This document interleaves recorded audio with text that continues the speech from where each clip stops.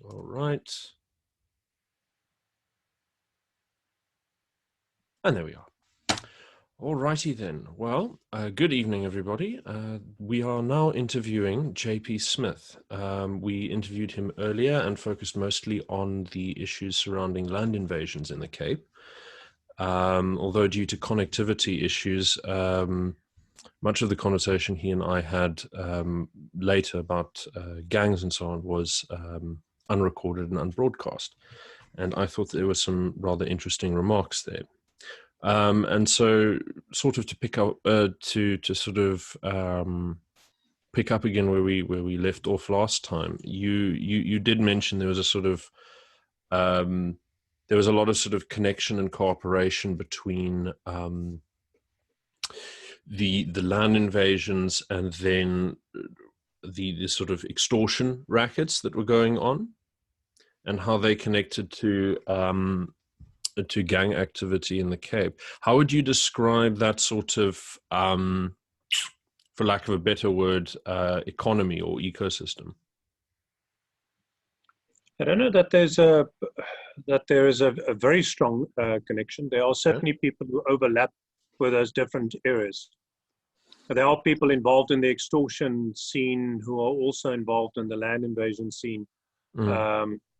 But they're, I would suggest, largely separate syndicate activities. The syndicates that focus or that work within the organized crime space, what's generally referred to as gangs, covers quite a wide spread. From the very well organized and highly publicized figureheads who enjoy a lot of media and very substantial allegations against them, like Mark Liffman and Nafis Modak and their various affiliates,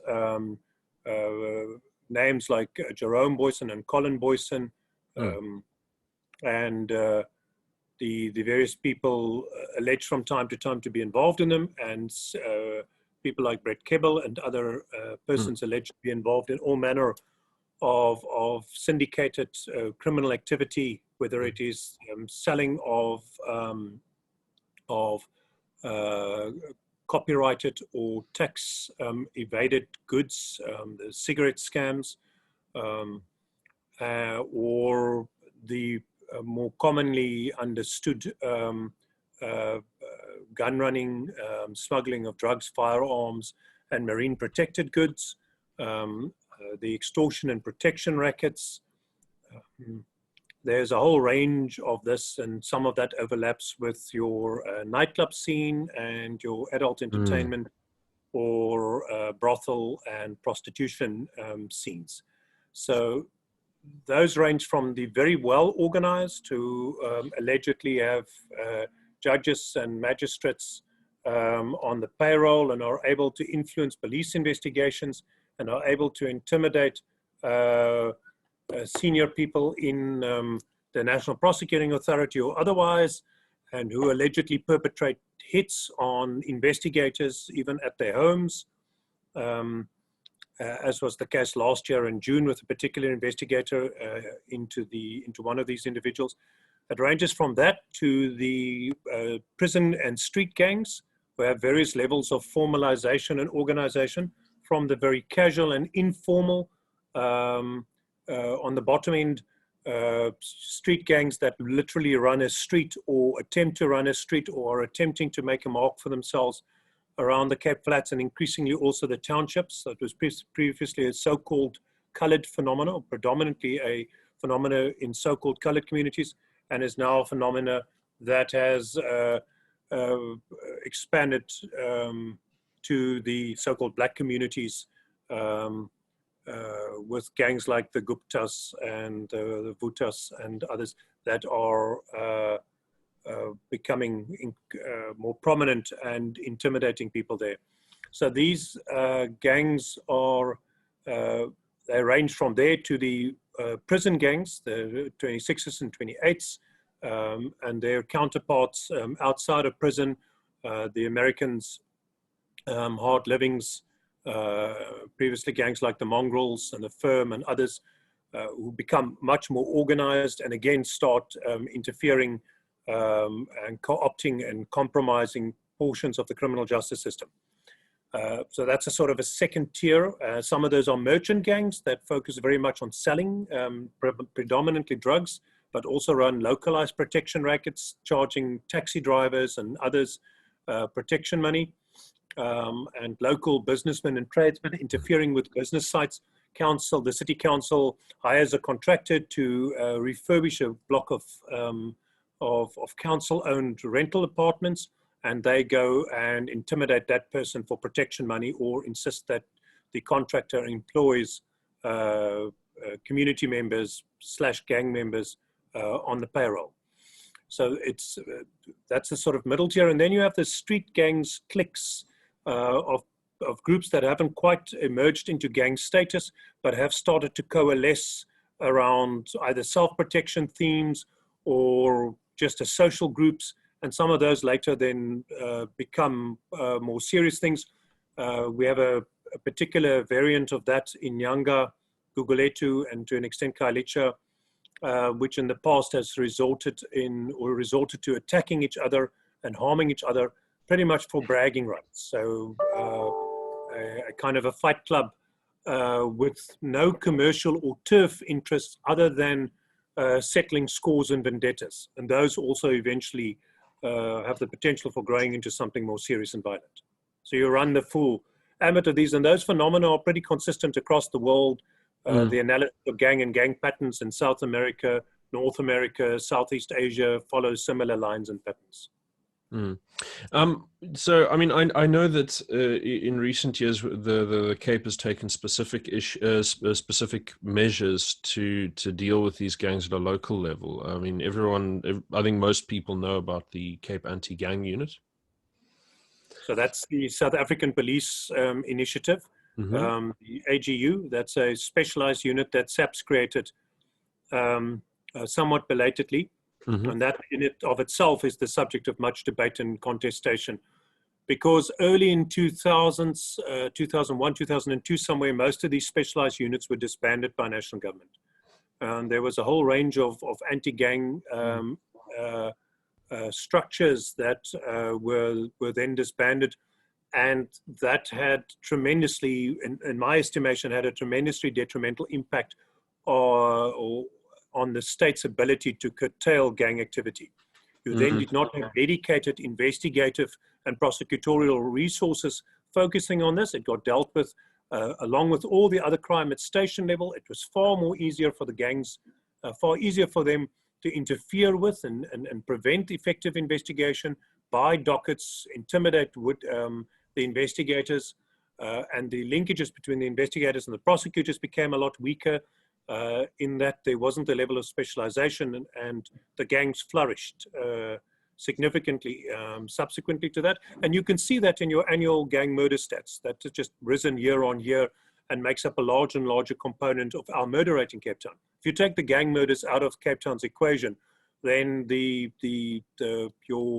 city no longer will form part of the most violent cities in South Africa. And will not feature anywhere near the top 20 of the most violent cities in the world. What keeps us sadly anchored to those lists of infamy is our gang violence.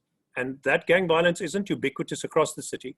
It's limited to 7 core police precincts that really drive it. There are 16 so-called gang stations in the province, with the majority of them in the metro in Cape Town and not in the rural areas. And of those, it's really only about 7 that generate serious statistics. And they account for anywhere between 24 and 40% of our annual murder stats. So the SAPs have belatedly responded by getting the AGU back on track. We had been calling for it 20, 30, 40 times a year for the last 5, 6 years. So we're very grateful that that step got taken.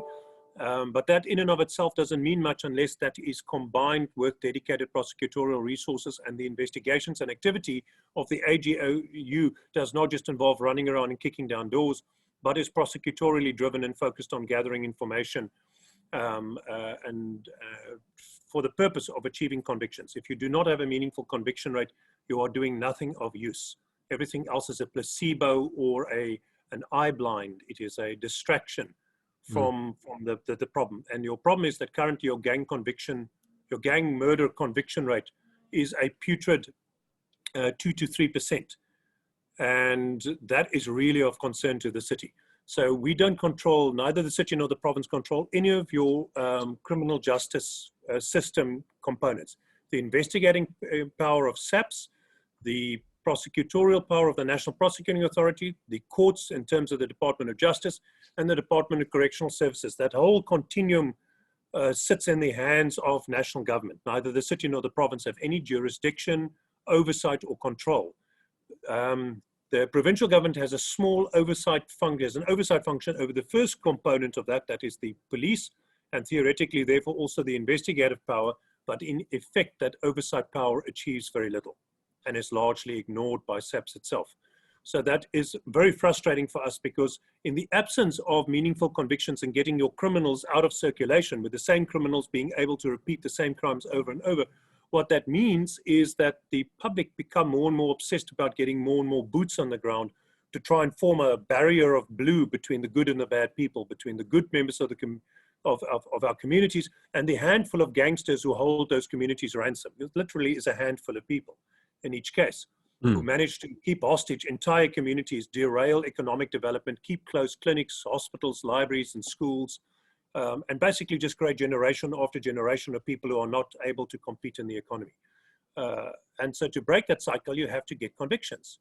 Chasing people from block to block and having running after people and having very visible and photographable and newsworthy kind of action is of no consequence if you're not getting the convictions to go with it. And that, unfortunately, only national government can achieve, and they do not appear to be determined or capable of making that happen. And so sadly, we repeat the cycles on the ground with more and more demand for police on the ground, which we are doing. The city and the province, whilst it is no competency of ours, have now added 1,000 extra officers to the tune of, for the about 1.8 billion rand, 1.3 billion from province and 500 million from the city. And keeping in mind the city's competence is traffic and bylaw enforcement, the very unsexy traffic and bylaw enforcement. What we are now increasingly expected to do is step into all those gaps left by the receding national police force, both receding in terms of resources and capacity.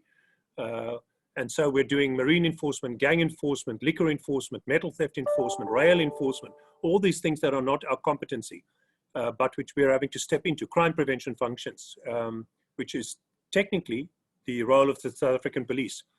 So we have increasingly stepped into that. The 1,000 officers, the first 500 are rolled out, and in the 5 worst hotspots in the city, the next 500 busy being trained and recruited and then trained now, ready by April.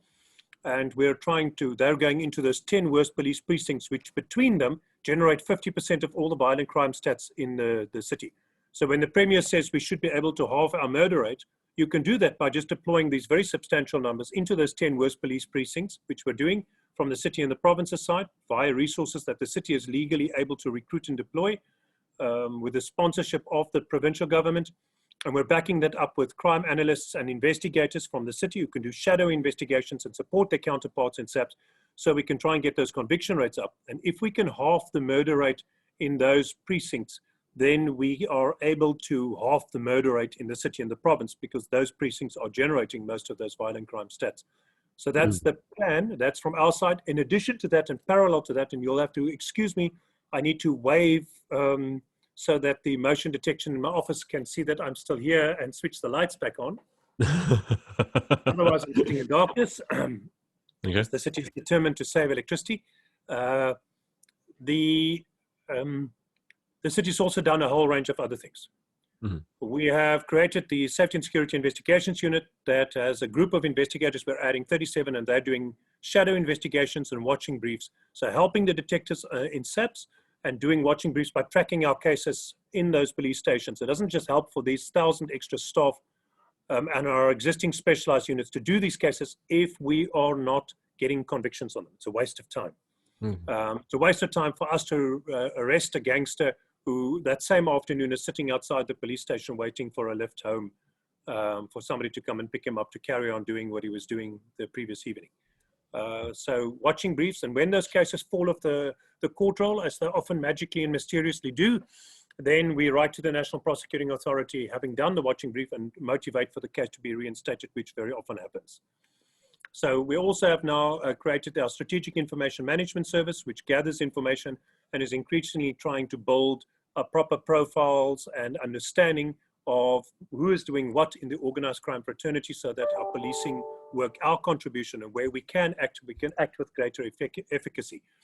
Because there are other levels at which people act that enables their economic, their criminal empires, which we can interdict. But because of the absence of any meaningful kind of multi-agency task team from national government, because national government refuses to open the doors and let other spheres of government in and assist them on these multi-agency investigations and processes, such as common practice throughout the North America, for instance, these criminals get away with the fact that the left hand doesn't know what the right hand is doing in the state.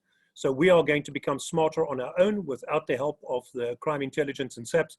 And that means making sure that when a person who is not a fit and proper person by virtue of a criminal conviction cannot get a business license for a nightclub, for instance. There are ways in which we can interdict and make life more difficult for criminal syndicates.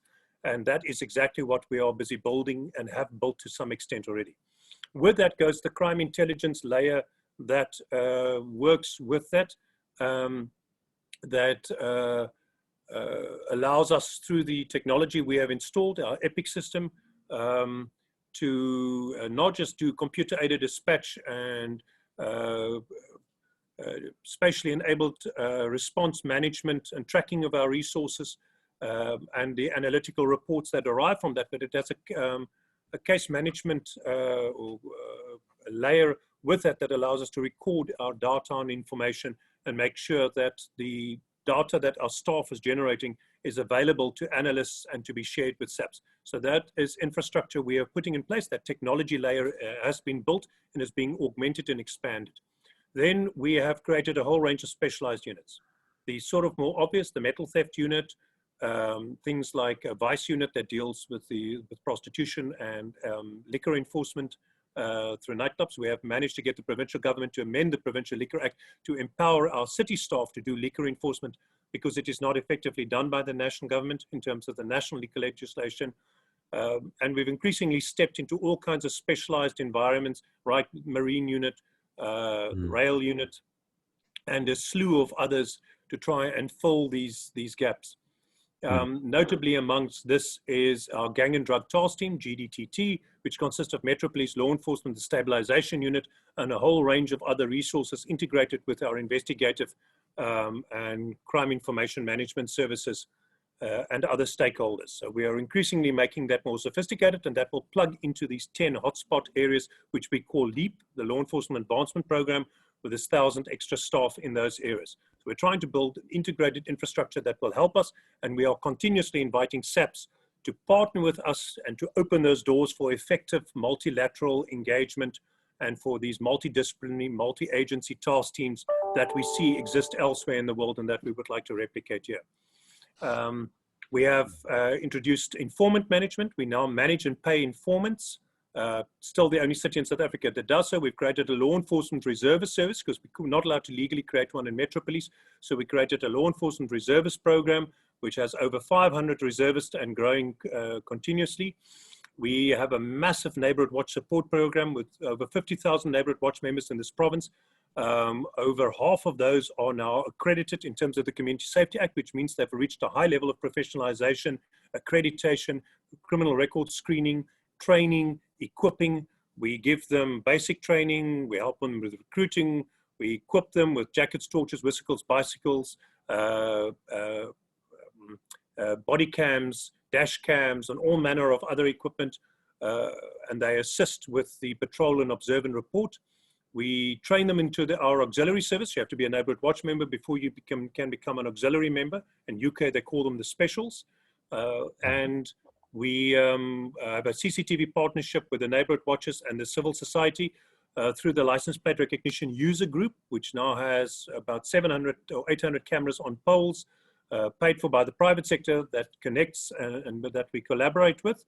And of course, we issue hand radios to these neighborhood watches so they can be in touch with our control room, and we can do integrated monitoring and responding. We have school resource officers that are deployed in the hotspot schools in gang areas to stymie the constant recruitment of gang members and to make the schools safe areas for learning. And a slew of other social development interventions, from Women for Change, Men and Masculinity, Strengthening Families, the focus tables that we copied from Toronto.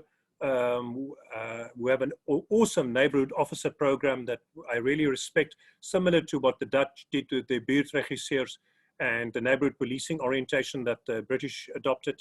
There are good ideas for how to transform your police service into a community-oriented problem-solving service rather than a jackbooted force who runs around paramilitary style. So we're increasingly trying to enhance our relationships with these communities and beget relationships of trust and integration. So these LEAP units, the first thing they had to do when they were deployed is go door to door and introduce themselves at every front door with a pamphlet with contact numbers on for how they can be contacted and how information can be shared anonymously and safely, and so forth. So we have tried to build a range of infrastructure that will allow us both in on a policing level and on a social investment and developmental level, so-called whole of society integration to do that. And the third leg of that, and I'll conclude with that, is the Mayor's Urban Regeneration Program, which is a capital budget intensive program that makes major capital investments in these communities based on community action plans that have been drawn up in consultation with community structures, and sees line function departments as well as additional capital budget set aside for that, drive additional investments in changing the infrastructure, improving public lighting, improving business areas so that trading and informal business development can happen with more job creation, stabilizing the crime in the areas so that there's more investment in property development, business development, and business investment and job growth can take place in those areas, whilst enhancing the space in terms of livability and quality of life and the aesthetics, as well as crime prevention through environmental design. So there's a whole lot happening to try and make all these things happen concurrently, and a number of fora that coordinate and synchronize these, especially through our sub-councils. The city is divided into smaller sub-councils, and their role is to monitor and coordinate those things. Yes, a lot of the sort of local kind of community-focused policing reminds me a lot of the reforms that the Japanese instituted in the post-war era. We have paid attention to them, and we have the privilege of having staff who have not only been there, but also their liaison officers here. And in fact, 2 weeks ago, I had a meeting with the new Consul General, and we are trying to replenish and refresh those. So we have good relationships with external police forces. We get a lot of good ideas and input and guidance. We've had exchanges with everything from Indonesia. We're working on the Indian government at the moment to have a couple of things that we're looking at. But mainly we've been limited to the English-speaking world because of the ease of communication, especially when you have exchange programs and otherwise, and that is through Canada, the US, and the United Kingdom. But it has occasionally extended to Germany and France. We have a good relationship with the Bavarian police, and there's a current collaboration project going there as well. Now, you mentioned the Netherlands as well. The Netherlands are very, very focused on trying to do sort of non-violent de-escalation and things like that, which Our original neighborhood safety officer conceptualization was entirely premised on a publication that was reported by their police service around the buurtregisseurs. We copied that holus bolus and then adapted it for our purposes over time.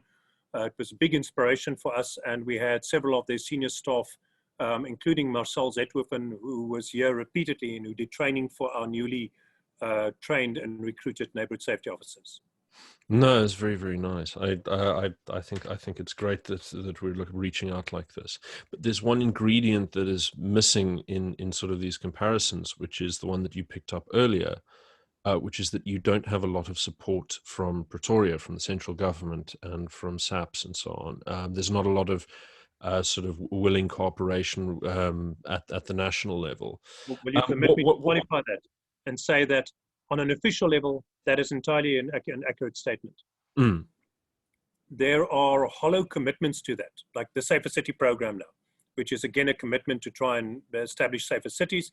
but largely I think is a fig leaf or a disguise for national government's intention to absorb and co-opt or hijack the Metro Police and law enforcement. There's currently legislative amendments that will see national government seize control of the municipal peace officers and municipal police officers in municipalities across the country, which is very bad for our country, and we will fight that all the way to the Constitutional Court. So there isn't a lot of formal engagement and commitment at that level. There's sometimes commitments like Minister Cele made about a multi-agency task team around extortion, but it never came to fruition, sadly. What does happen is grassroots support, where at grassroots level, our officers and SAPS officers work together very closely. Some stations, the relationships are poor, but by and large, the relationships vary from intermediate to great. In some stations, the station commander even presiding over the staff's briefings in the morning, joint briefings, joint parade, close integrated operations, multiple integrated operations a week, a very close working relationship and information sharing at basic operational level. As soon as you move further up the food chain, unfortunately, that diminishes sharply.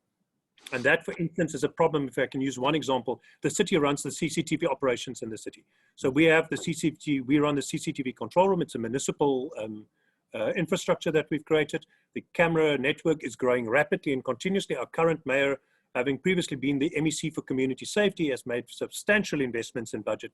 It's a very good time for my directorate, budget-wise. We've seen very significant budget allocations, and we are investing very rapidly in distributing budget in those, to, amongst other things, CCTV. And that, in conjunction with the partnership that I mentioned, the civil society partnership earlier, is going very well. So we've also started hiring a lot of analysts, something that we learned from the London Metro Police, to analyze that video footage. So you don't just have a bunch of zombies sitting in front of a very boring monitor, picking up randomly and reactively on problems, but that you are proactively. Those people, like they're talking about the weird stuff that they talk about with like super recognizers and things like that. Well, just training staff on recognizing crime patterns, understanding that in the CBD there are groups of card schemers who will go around trying to intercept people's bank cards, interfere with them at ATMs. Now you can sit there and look at a bunch of monitors, and two of those may cover the location of an automated teller machine. And you may see a person approaching and go, oh, is that easy busy, or watch for him to commit a crime, and then report to a police officer to try and intercept. Or you can have the more intelligent approach of knowing that this is likely to happen. These are the times and places at where it happens. Yeah. So the statistical targeting methods. Yeah. Or even more, you may now then start pulling aside the pictures of frequent offenders and watching for them, and knowing that they are likely to appear, looking for their photographs, having those faces at hand, and having briefed the staff. I see. Or you can go even further and start becoming a lot smarter with facial recognition and otherwise, and the increasingly intelligent and analytical partnership between civil society and us and the private security stakeholders at those at businesses, at the private security work for shopping centers and otherwise. And we're slowly but surely moving in that direction with increasingly competent integration. However, SAPs have not effectively made themselves part of that partnership and relationship, and that's a lost opportunity. Okay, so now the question that I'd like to know, to sort of flesh out, to get a picture of what you're dealing with. So now you have, you're mentioning how there's difficulty getting resources or focus on sort of sustained prosecution of organized crime. Would it be possible for you to run through any examples which would sort of give an illustration of what the specific difficulties you're dealing with getting cooperation from a national level on this particular problem? It's basic information sharing. So we do not have a function to investigate or pursue organized crime. This is not within our municipal competencies. Our competency is traffic and bylaw enforcement. Yes. The very unexciting local government competence. That's our core constitutional competency. We have a third competency in terms of crime prevention. The definition of what constitutes crime prevention is much debated. Does crime prevention include, by necessity, having to investigate matters in order to be able to prevent the crime? I would say absolutely yes. SAPS's interpretation is absolutely no. And in fact, they're trying to circumscribe that more bluntly in the amendments of the Act. So nothing in this new SAPS amendment bill seeks to make policing more innovative, broader, more inclusive, and more ambitious. Everything is about pulling things closer to the chest of national government, because national government suffers from the centralization psychosis that is just manifest in everything they do. Every action has as an underpinning this desire to centralize control over functions and competencies and other spheres of control. The new so-called district model, where national cabinet ministers are rolled out to various parts of the country, where they will micromanage local government in that area, Yes, is a farcical example of that. This is the Chinese People's Council model that they're implementing. Correct, sir. And it's also why the response to the coronavirus pandemic was headed up by a paralegal or pseudo-legal or quasi-legal or illegal structure within national government, the so-called COVID Command Council. Mm-hmm. So even the language is following suit. And these are some very unhealthy trends and tendencies that national government and the ANC are developing. And unfortunately, they continuously move in the wrong direction. It's not that they started in the wrong direction 2 decades ago and are getting better. It's moving in the wrong direction steadily. And as they lose popular support, the militant and centralization tendencies have just become more pronounced. So that is where we find ourselves at the moment, that we do not have the ability to interdict these organized crime syndicates and gangs in the manner that we would. What we're doing is skirting the periphery of that and finding legal manners in which we can do that without stepping over any of these poorly defined and vague lines, to the extent that we are then expose ourselves to criminal prosecution, because the threats of criminal prosecution fly thick and fast. In the last 2-3 years, I think I've been threatened with prosecution 3 or 4 times. So have other senior staff in the city. The puppets and spokespersons of senior ANC people and political elements within SAPS, who are not allowed to engage in explicit politics themselves, but do so through fronts, civil society fronts, who make their pronouncements and political statements for them. Would you be able to give any examples, or would you prefer not to comment? No, I mean, they're well known and evident to everybody. Mm-hmm. But you have people like Colin Aronson and Michael Jacobs who make continuous political pronouncements, and much of that is clearly informed by sources inside SAPS. It contains information and insights and privileged information that could only come from inside a senior person of SAPS. We know who those persons are. They have previously been prohibited from engaging in political activity and have just found other ways to do that.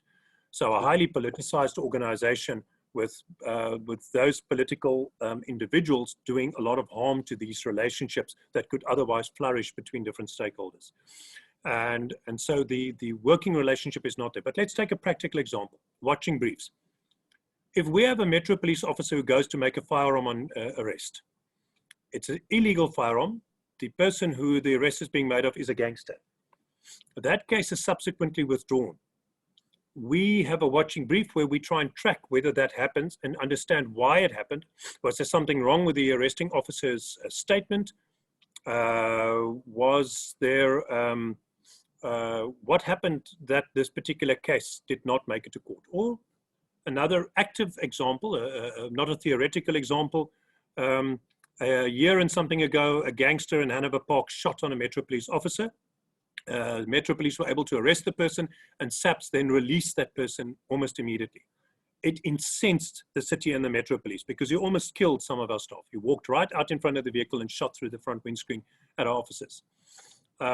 We made arrests. SAPS let that person go. They then claimed that we hadn't made a statement. We proved that was false. We gave copies of the statement. And so there's been an iterative, long process, which is now going to the Provincial Police Ombudsman, and where we've asked for an intergovernmental dispute to be lodged against the police because they allowed this person to go. Now, there are many more examples like that. I quote that one because it's a concrete example that is on the agenda of our city portfolio committee for safety and security, and that we are now formally engaging the MEC about to help us with this dispute resolution, because it is now such a bitter pill for us to swallow. Now, there, we try to do a watching brief. Briefly for a while, our watching brief officials actually had reasonably fair access to police stations to be able to follow up and track these cases with the investigative officers. The simple system would not be for our officers to drive area by area to track this, but to have access to the digital system that SAPS uses, albeit old-fashioned, but it's there, the CAS system.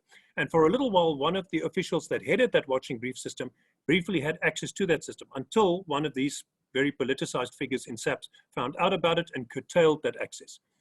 So the instinct is never to err on the side of inclusivity or progress or integration or cooperation or joint action, but always to err on the side of exclusion and elimination of other spheres of government from involvement in things that are perceived to be national competency. So when you have conversation, what you find is closed arms and the words role clarification.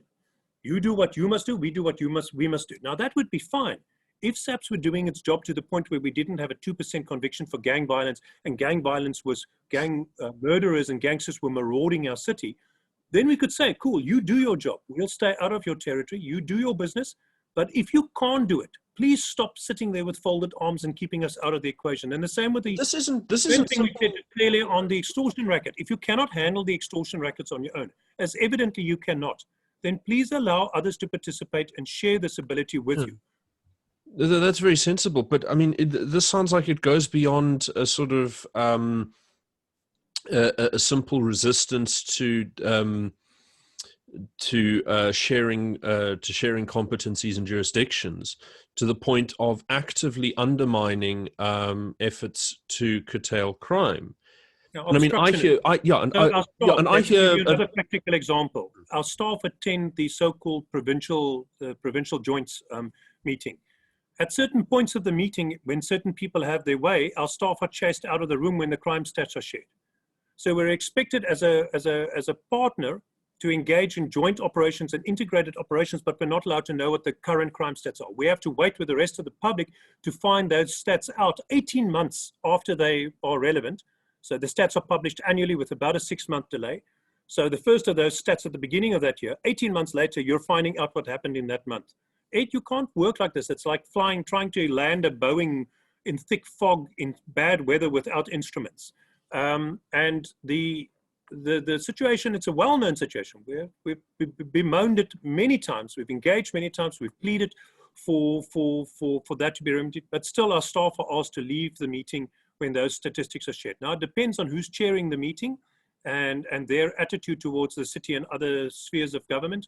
But often that has not been a helpful relationship. There are many good and decent people in SAPS, in the South African police, who are trying very hard to build this relationship and make things better. Unfortunately, their efforts are undermined by those who do not have a commitment to integrated and joint operations. Okay, now this sort of sustained political sort of sabotage of crime fighting and sort of integrated cooperation here, it seems to be part of a bigger picture, and I hear rumors from certain people that the ANC have actually for many years now been directly cooperating with organized crime in the Cape, and have a tacit agreement to protect them from prosecution. I don't know that you can say that the whole of the ANC, just like this city, the DA, the ANC, and SAPS. You can't paint. No, I know that, but I mean, it's opaque to me. I can't see much further than. And I will give you an answer, but I just want to start by saying that you shouldn't generalize. Okay. With everybody, there's good and bad people in the organization. As I said, there are many good people in SAP desperately trying to rescue the situation and putting their lives on the line, losing their lives, losing the lives of their family, and suffering great personal torment. What happened to Kenya is a case in point. But unfortunately, there are also a lot of people who, in an increasingly larger pool of politically deployed people, or people whose credentials are not professional, but are political, who undermine that relationship. And that is a great pity, and who do the wrong thing. The same is true of all these other agencies. We see judges now increasingly employed who are activist judges, who are so aggressively politicized that they constantly work to undermine the city and the political party that is in opposition to the national governing party. And at the moment it's the DA, but if there was a different opposition party, they would be the victims of that same mentality and attitude. So increasingly, we're seeing our courts compromised. We're seeing the National Prosecuting Authority compromised. We're seeing crime intelligence compromised. And you don't have to believe my word for this. As a politician, I'm sure you'll be cynical. Go online, go to DuckDuckGo, don't use Google, and search search on any search engine for crime intelligence and see the top 10 news reports as reported by the so-called independent media um, in our country, and see the kind of issues and challenges and crises, self-made crises that they are facing with infighting, espionaging each other, charging each other for criminal offenses, etc. And what's happening in these organizations are those people who are trying to protect the system's integrity and integrity of those entities at war with people who are driving other political and criminal agendas. And that is because of capture and compromise. And that is a very dangerous thing. It's very hard to see who's telling the truth and who's lying in all these things, especially if you're an outsider. And I suspect same for the journalist. But there's been some very hard and frightening reporting from the Sunday Times and many others on what is happening within these spaces, within SAPS, within the criminal justice system, that needs much more investigation. If those things were happening in other countries, you'd have a massive commission of inquiry and heads would roll.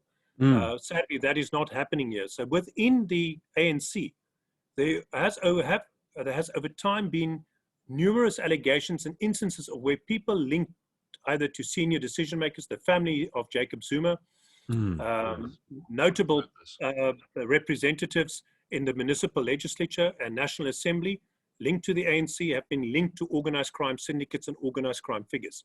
There are pictures of Mark Liffman at a rally with Jacob Zuma. There are pictures of other public figures within the ANC with other criminal organized crime syndicates. And I mean, when Nafis Modak shows up in court, he sits there with an ANC jacket on, with ANC insignia on it. So these are very worrying things because you don't understand how deep and how far that capture goes. But you can estimate how far it goes by virtue of the fact that these people succeed in evading years of criminal sanction, that they're able to have long and prosperous careers and become household names, where in a better functioning democracy and criminal justice system, they would have been brought to book by now. So this is our frustration. Yeah, but the most irksome aspect of this for me, listening to this, is that what you say, the particular pattern of capture that you've highlighted, is one that comes from the cadre deployment system, which suggests to me that it's from extremely high up, that in the ANC's national hierarchy, that they're intervening to protect these gangsters. So here again, don't take my word for it. Go online and look at the war of attrition that is played off between these successive provincial commissioners in the Western Cape and various politically linked senior SAPS members. Go and look at that war of attrition. That's got nothing to do with the DA, with my party or the city or the province. We've got no influence or power there. So, I mean, yes, there's attempts to obfuscate and muddy the water by bringing the DA and the city and province into that. But that's rubbish, and everybody with a modicum of sense can see that. What is happening there is the sustained war between people who understand what the job of a policeman is and somebody whose credentials are essentially political and has been deployed, or whose primary loyalty is to a political party and its affiliations and kinships and dubious connections, such as they may exist. That war is there for everybody to see. There has been a long-standing spate of conflicts with various provincial commissioners that has marred and imperiled the efficacy of the National Police Service in this province, which the city and the province has not been able to impact on or fix. And the fights that are going on are not between city office bearers or provincial office bearers or officials and these individuals. No, it is between people in SAPS. It is between figureheads within various provincial and national. And when I say provincial SAPS, there is no such thing as provincial SAPS. There's only national SAPS. But those who carry titles that have the word provincial in it. But they all answer to the national minister and to national government and to the national commissioner. These structures, go and look at what has been happening with the previous provincial commissioner, the provincial commissioner before that, and various dismissals and reinstatements and court challenges and other stuff.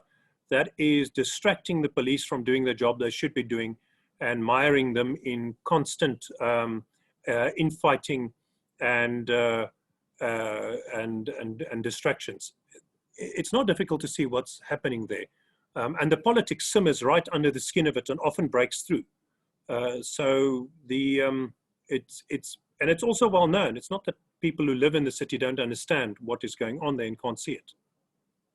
So you're saying that the on the ground understanding in Cape Town is very much that the ordinary person will understand this patronage structure that you're describing. Maybe not the ordinary person, but certainly everybody within the crime-fighting fraternity. Neighborhood watch members, community police forum members, people who are involved, walking bus members, people who are involved in the safety and security, community policing structures, and so by and large have a reasonable understanding of this. They may come down on different sides of the debate depending on political affiliation and otherwise, but the heavy politicization of our criminal justice system is now patently evident to everybody. But this is it's sorry, I mean, I mean, you have an example where just this last week, Judge Desai, who I've uses heard of this fella, his yes. favorite punching bag, Schlope and Desai enjoy taking pot shots at the city, and both are imperiled for a whole variety of reasons. But Desai this week was depicted in a campaign committee meeting for the Ward 115 by-election, where he sat with the ANC committee. And the only reason we know that is that some of his colleagues posted pictures on social media with him in this campaign meeting with various ANC office bearers and branch activists. It's not like we spied on them or figured it out by some mystical means. It was self-reported and self-exposed.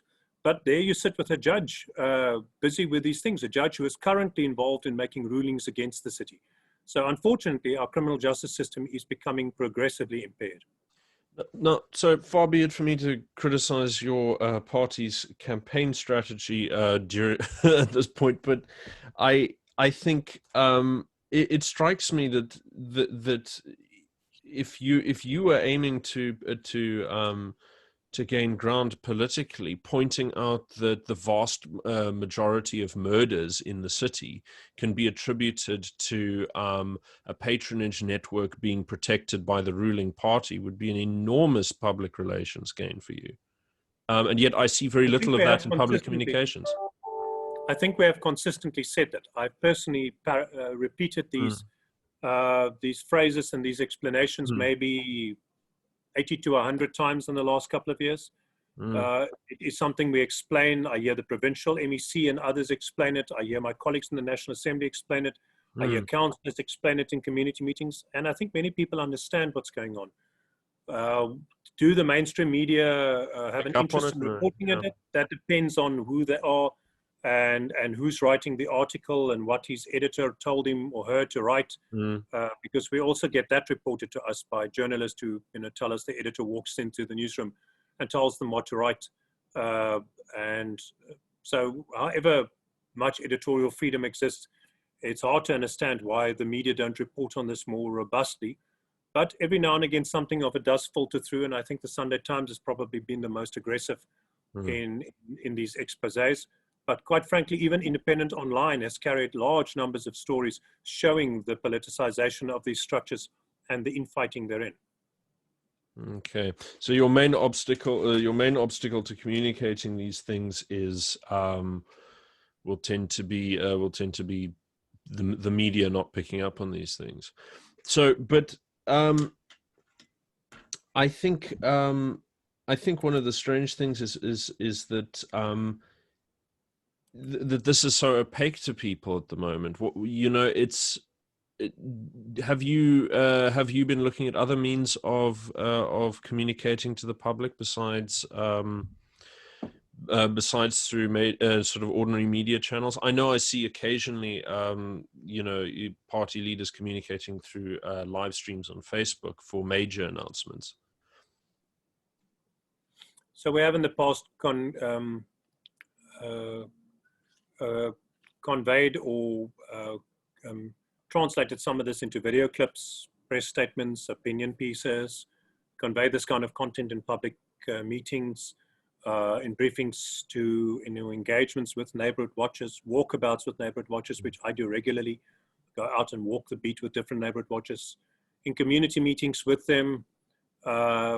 This It's the extent to which you're able to drown out all the other competing narratives and statements. Mm. And the ANC itself has a vociferous comms machine which generates narratives that constantly try and blame the city and the province for the failure of policing, even though they know that we don't control the National Police Service. They know full well that the 1,500 traffic law enforcement and Metro Police members are never going to replace the crime prevention function that the 22,000 members in SAPS are supposed to be doing in the city.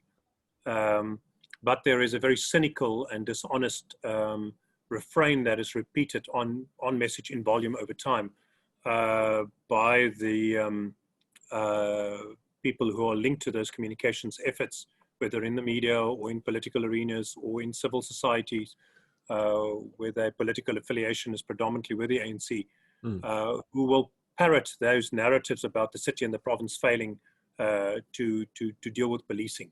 And so often that little line, that little talking point will start with the phrase of, you run the Western Cape, so why have you not been able to fix policing there?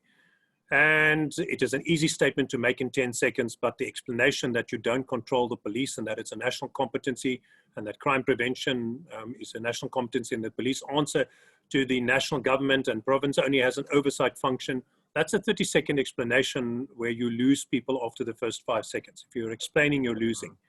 Yeah, no, you want to be responding with, because your police are protecting the gangs. Yeah. And again, there is a difficult situation here in that it is very easy to constantly go on the attack against SAPS. It's very easy to attack SAPS as the policing proxy for national government. But you have to that cooperate. destroys relationships with them.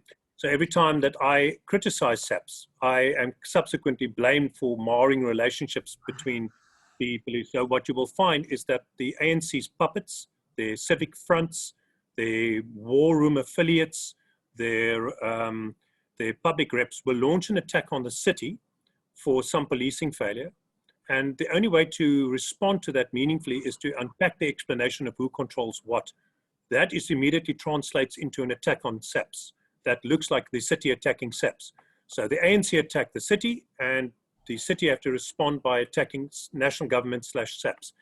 That constant undermining and damaging of the relationship between the city and SAPS is not helpful. So I often check myself and practice self-censorship and rather not say what needs to be said in an attempt to save the relationship and improve the relationship with SAPS, because it's not the South African police that is by and large causing the harm. It is politicized elements either deployed into the police or the manner in which national government controls the budget of the police that is causing that harm. And this is the reality. It's not the station commissioner in Khayelitsha's fault that they are left with policing resources a fraction of what they should be. That they have a police to public deployment ratio of 1 to 880. Just give me a second. It's not that the station commissioner's fault. It is the national minister's fault that that policing budget has not been adequately fleshed out.